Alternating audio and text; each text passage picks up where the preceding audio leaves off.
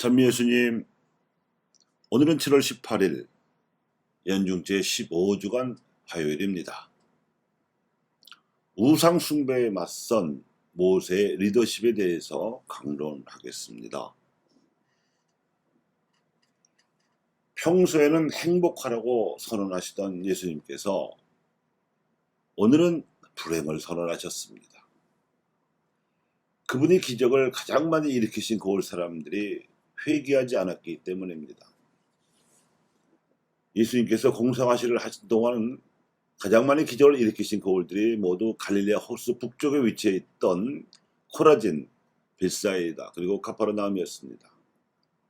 그 중에서도 카퍼르나움은 예수의 마을이라고 불릴 만큼 예수님께서 직접 사시며 활동하셨기에 가장 많은 기적을 일으키셨던 곳이었습니다. 우상 숭배가 창궐했던 디로와 시돈만큼이나 중한 벌을, 심지어 죄악이 만연했던 소돔보다 더 중한 벌을 가퍼르나움 주민들에게 내리셨습니다. 실제로 이러한 꾸짖음의 말씀이 역사적인 개입으로 일어났던 일이 오늘 독서에서 보고되고 있습니다. 아브라함의 후손들인 야곱 일가가 이집트로 이주하게 된 것은 요셉 덕분이었지만 더불어 대기근에서 구출된 이집트인들에게도 하느님께로 나아갈 수 있었던 더할 나위 없는 행운의 기회였습니다. 그런데 400년 후에 나타난 이집트 파라오 임금은 요셉의 고마운 사적을 고약한 조치로 갚았습니다. 장정만도 60만 명이고 보면 전체로는 좋게 200만 명은 넘었을 히브리 이주민들을 노예로 삼아 강제 노역을 시킨 것입니다.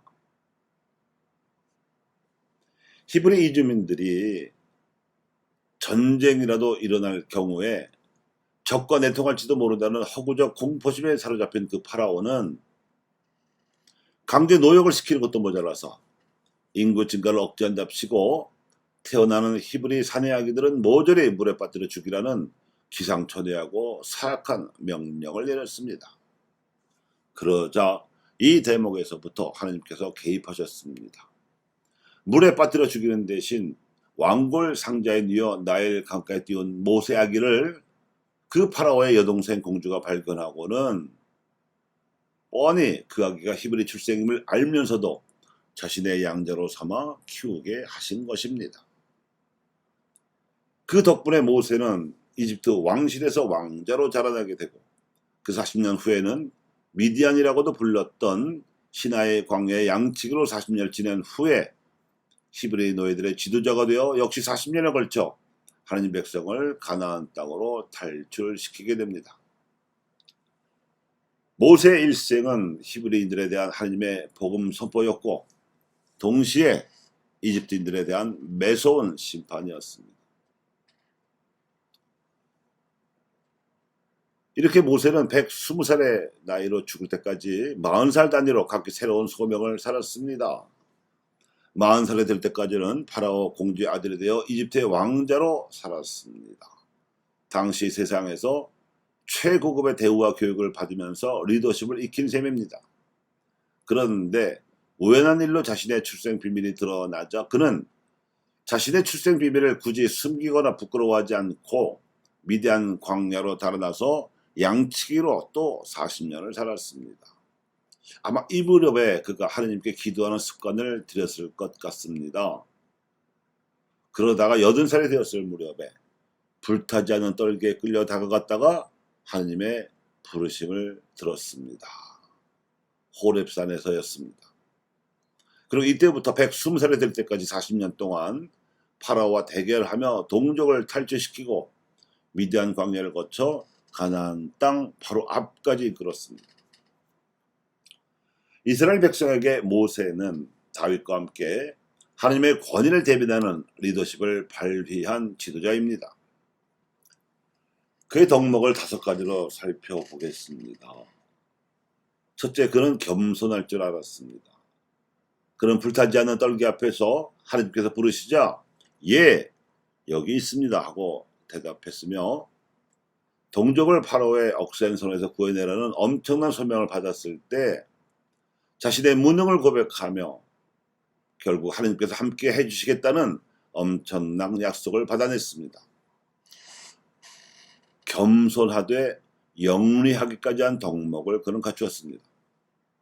둘째, 이 영리한 겸손으로 모세는 협상할 줄 알았습니다. 어려서 자신과 함께 자라난 동생뻘 파라오에게 맞서서 그는 10번에 걸쳐 이집트인들에게는 역대급 재앙이 될 만한 기적을 하나님께 청하여 결국 파라오를 굴복시켰습니다.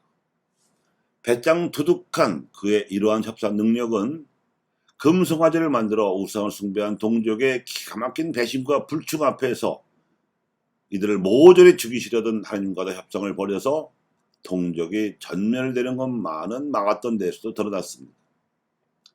셋째, 무엇보다 모세는 믿음을 발휘했습니다. 여든 나이에도 파라오에게 가서 동족을 해방시키라고 요구하시던 하나님의 부르심에도 순명할 줄 알았고, 백성을 이끌고 배도 없이 갈대바다를 건너 미디안 광야로 이끌라는 하나님의 명령에도 순명할 줄 알았습니다. 미디안 광야에서 40년 동안이나 양치기를 해서 바다를 통하지 않고도 갈 수 있는 육로, 즉 더 빠른 지름길을 알고 있었던 모세였지만, 터무니없어 보이는, 하지만 정작 당신의 권능을 체험시키시려던 하나님의 명령에도 기꺼이 순명할 줄 알았습니다. 모세는 믿음이 얼마나 순수해야 하는지를 보여주었습니다.